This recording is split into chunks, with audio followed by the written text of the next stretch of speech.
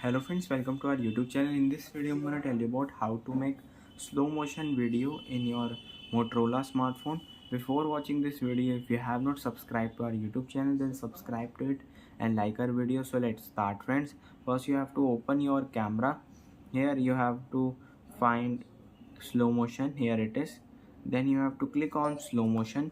You can see it is recording.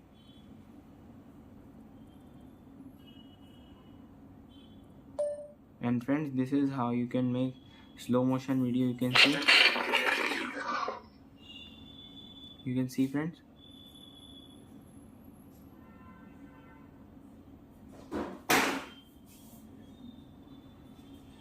I hope you like this video. If you like this video, then subscribe to our YouTube channel for more helpful tips and tricks videos.